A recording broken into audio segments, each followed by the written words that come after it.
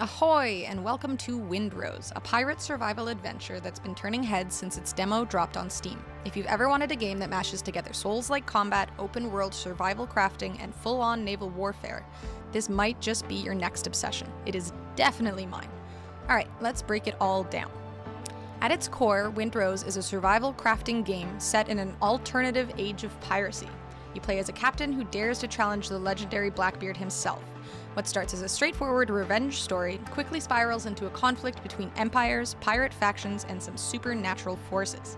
Think Valheim meets Sea of Thieves with a Souls-like twist. The world is procedurally generated, so no two playthroughs are exactly the same. You'll explore a variety of biomes, each with their own atmosphere and dangers. But the dungeons themselves are handcrafted. That means the world layout changes every run, but the dungeons you dive into are deliberately designed experiences. There are over 100 of these points of interest scattered across the map, packed with secrets, lore, and loot. The dev team has clearly put a lot of love into making exploration feel rewarding rather than random. Now, combat is where Windrose really tries to stand out. It's described as Souls-like, and that means stamina management, precise timing, and punishing enemies if you play sloppy. Your toolkit includes parrying and dodging, and the enemy attack patterns are designed around those mechanics. There's a solid arsenal of weapons: sabers, rapiers, greatswords, halberds, pistols, muskets, and more.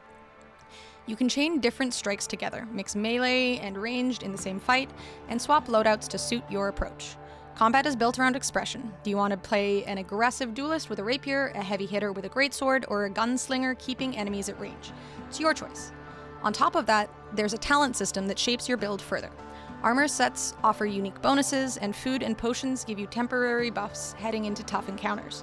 Bosses are a highlight. They're challenging, themed encounters drawn from real-world pirate history and supernatural mythology, which is so freaking cool.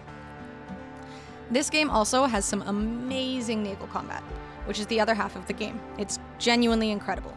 You command your own ship, engage in cannon battles at range, or close the gap for brutal boarding actions, where the fight transitions seamlessly from your ship deck to theirs. Ships come in different classes: the Nimble Ketch, which is your first main ship after you're given your little dinghy, then the Versatile Brig, and the Massive Frigate. Each can be customized and equipped for your preferred playstyle. After a battle, you claim the spoils and you sail onward. The developers even have your crew singing sea shanties between fights. The singing is great, and the song choice had me singing along with every tune during my playthrough. The naval experience alone makes this game completely worth playing. Windrose supports up to 4 players in online co-op. It's also fully playable solo offline, so you don't need an internet connection to enjoy it. For co-op, you can host your own world or connect to dedicated servers. One important note: if you plan to self-host a server, you'll need extra RAM beyond the base requirements. Your progress does carry over between worlds, so even if you start a new procedurally generated map, your character doesn't reset. You'll establish bases across biomes, build everything from simple shelters to full-on forts and mansions, and recruit NPC settlers to help with harvesting and production. It's a proper colony builder layered on top of the survival and combat systems. On the technical side, Windrose runs on PC only for now. No console version has been announced. It's a Windows exclusive, requires a 64-bit system, and needs a fairly capable mid to high-end machine. Think a modern mid-range processor, at least 16 gigabytes of RAM, and a graphics card around the GTX 1080 Ti or RX 6800 as a minimum. For the best experience, the devs recommend bumping that up to 32 gigs of RAM and an RTX 3080 class GPU. An SSD is also strongly recommended. Requirements may change as development continues. As for controller support, the Steam page doesn't currently list it, so keyboard and mouse appears to be the default for now. My PC has a 32GB RAM and a 5070 GPU, and I was able to stream it smoothly on Epic settings, which is normally a struggle, so it runs really smoothly.